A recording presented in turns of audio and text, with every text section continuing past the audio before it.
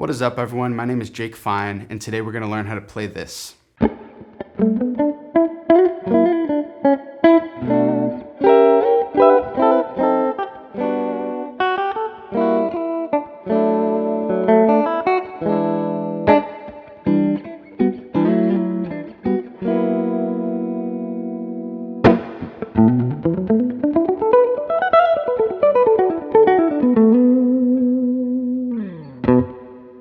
So the title of this piece on YouTube was something along the lines of Neo Soul Guitar, don't miss the riff at the end in parentheses. The fact is, this departs greatly from classic Neo Soul like you'll see on any album by D'Angelo, Erykah Badu, Lauryn Hill, and many more, guitarists like Isaiah Sharkey, etc., who are really the greats of Neo Soul. The fact is, this isn't Neo Soul, in earnest. It's more this fresh, modern, jazz-influenced fusion guitar that borrows from rock and soul and many, many influences. But anyways, that being said, let's get into it. All right, so the cornerstone of this piece is really the melody, right? The chordal movement basically is fashioned around the melody to create a pleasing harmony that gives it support. But the melody is first and foremost, so let's review the melody.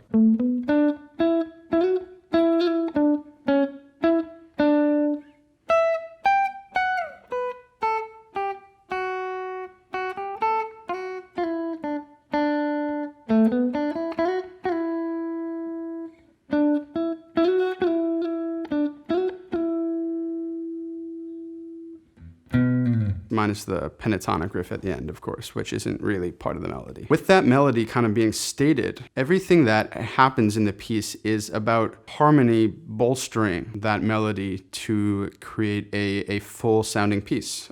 So let's start at the beginning. The very first thing that we have is a G major shape with our G at the pinky here. On the A string, that is the 10th fret.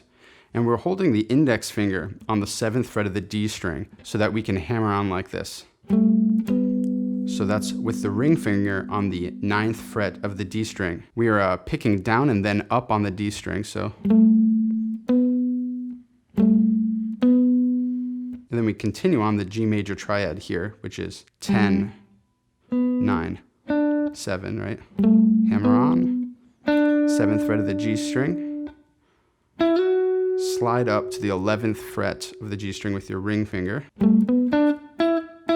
Now the next note in the melody is this E right here on the G string, which is the 9th fret.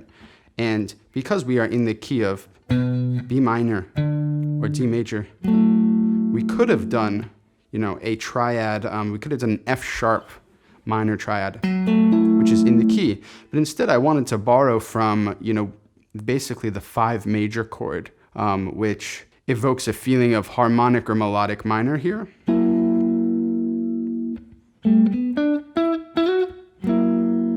What we have here is what's called a shell voicing, and it's basically a chord in which we leave out the 5th because the 5th is more acting as structural support and is not absolutely essential for the harmonic content. So what we have here is an F sharp dominant 7 shell voicing, and it looks like the middle finger on 9 of the A string, index finger on 8 of the D string, and ring finger on 9 of the G string.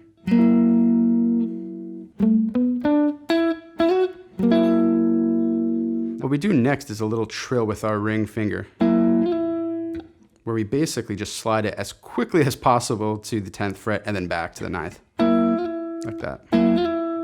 Pluck the 7th fret with your index finger, move it down to the 6th, pinky on 9, index on 7. So dominant, trill, move down. And then after that pinky, what we do is we just do a basic B minor 7 chord, which looks like this. It's a bar chord. So.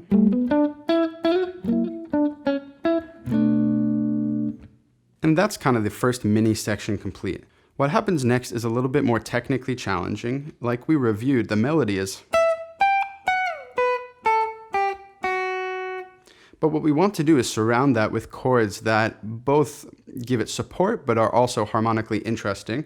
The very first chord I use is a diminished chord shape, and it looks like this. It's index on the 11th fret of the D string, ring on the 12th fret of the G string, middle finger on the 11th fret of the B string, and pinky on the 12th fret of the high E string. Now, what's really great about this chord shape is that diminished chords are symmetric by minor thirds, and basically what that means is I can move this chord 3 frets at a time, and the harmonic substance will remain nearly identical. So that lends itself to movement. So if you can move it along that melody, so the first note of the melody is on the 12th fret, and the next melody is on the 15th fret, and I'm using 2 diminished chords, which are a minor third away, to highlight that. So that's really dope because it's harmonically very interesting, and it's actually not so complicated in that it's the same exact shape moved 3 frets up, right? The next chord we have is kind of the bread and butter of neo-soul guitar, whatever you want to call it, right? In which we have this minor 7 chord shape on the top 4 strings. We are barring from the D string downward on the 12th fret with our index finger, and then hammering on with our ring finger onto the 14th fret of the high E string. So that's the first mini chord sequence. Now we jump all the way down, same exact shape here, but we're gonna move it all the way down to the 5th fret, which is an inversion of a C major 7 drop 2. Or you could also view it as an A minor 9. It's kind of ambiguous in that sense. Now here, once again, we're taking the next melody note, and we are once again going to a diminished chord shape with that melody note on the top. Same shape on the 5th fret, diminished chord. Now we're moving down the melody, middle finger on the 3rd fret of the high E string, and now we're going to a G major 7 chord shape here. It's the pinky finger on the 5th fret of the D string, ring finger on 4, middle finger on 3, index on 2.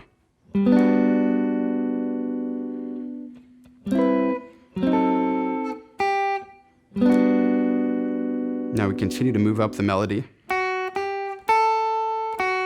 This ascends up. It goes index, middle on 3, pinky on 5, index back on 2. Now what I wanted to do is create a more sophisticated harmonic movement here. So what I do is I play this chord. Now, in terms of defining what this chord is, let's see. I know where it moves harmonically, but, you know, I suppose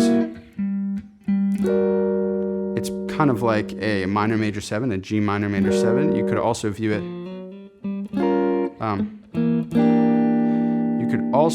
it, I think, as an E minor 7 flat 5, but the 3rd is lowered, so like to a 9 or a sus2. Anyways, the shape goes like this. Ring finger on 5, and this is a little bit of a stretch here, where the middle finger is going to go on 3 of the G string. Pinky is going to go on 5 of the B string, and then the index goes on 2 of the high E. Has a great sound to it. And what you're going to do is you're going to bring the pinky up to the 6th fret and slide down back to the 5th fret, like that. Then middle finger on 3. What follows this is basically an inversion of a D major chord with an add 2 or an add 9. And that is ring finger on 4th fret of the D string, index finger on 2nd fret of the G string, middle finger on 3rd fret of the B string, and then open E. Now I could have just left it at the triad here, but I think what's nice about the E is that it just is wide. It feels wide, it feels shimmery. Now the next thing I do is I highlight this exact chord with my pick, or I use hybrid picking, so I go pick, middle, and then we go straight up to the 7th fret here, which is an F sharp, with our pinky or our ring. What's nice about this is that the high E rings out, but we take the next note in the melody on another string, so it gives it a chance to ring, like that. Next thing we do is a shell voicing like we had discussed of an E dominant 7, I believe. And what this looks like is there's pretty much, you could play it with your ring finger here or with your middle finger, depending. But it looks like this. Middle finger on the 2nd fret of the D string, index finger on 1st fret of the G string, and then pinky or ring on the 3rd fret of the B string. Leaving out the 5th because it's non-essential member of this chord. So to review that section, diminished chord, classic neo soul chord, move it down to the 5th fret, diminished chord, move the melody down, major 7. And this minor major 7 sounding chord, slide down from the 6th fret, open D, add 9, pick up, arpeggiate, open, shell voicing, dominant 7.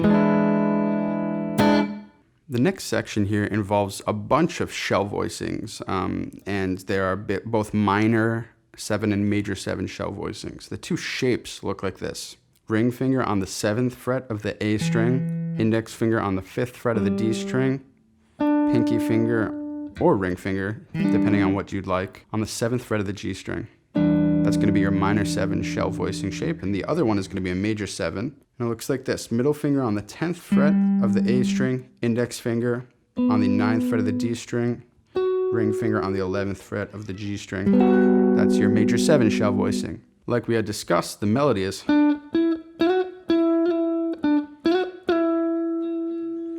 Basically, what we're going to do here is we're going to follow that up with the shell voicing, supporting it from under, which has a very rich harmony.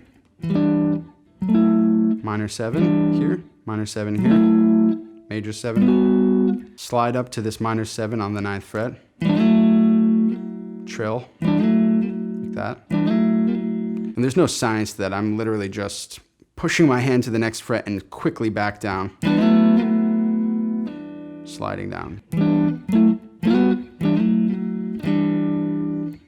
Back up to the major 7. Then we're back to our F sharp dominant 7 shell voicing. We're going to play everything open, which has just a really cool sound to it.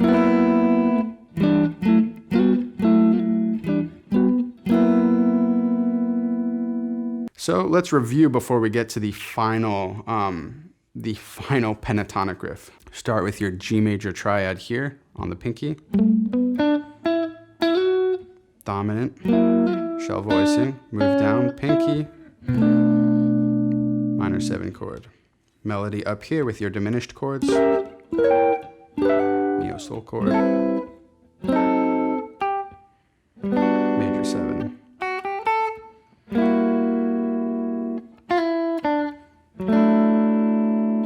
Then pick up the chord.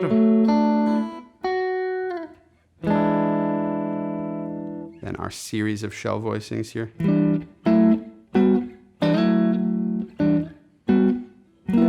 Dominant 7.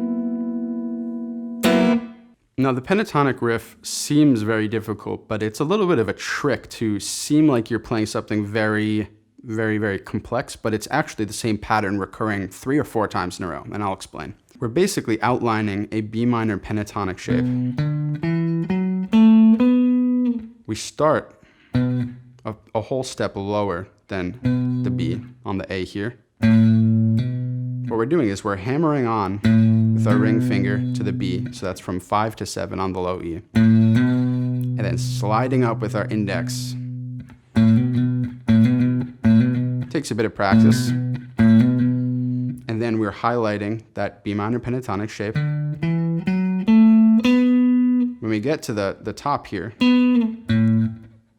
which is the same note as the A, when the A reoccurs in the pattern, we do exactly the same thing.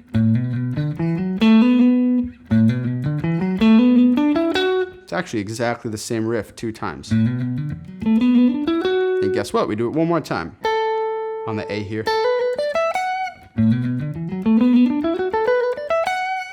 Trill from our index to our middle, 12th to 13th fret, high E.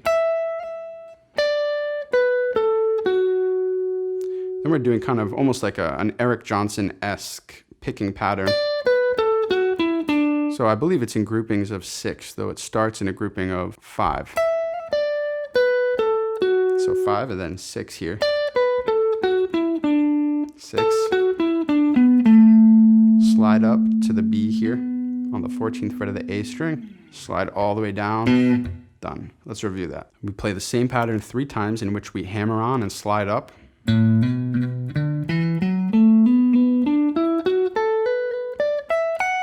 That's the first part. Trill.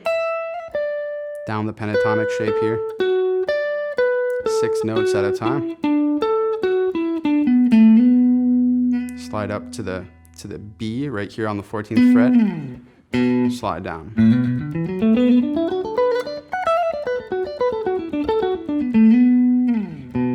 So the entire thing one time.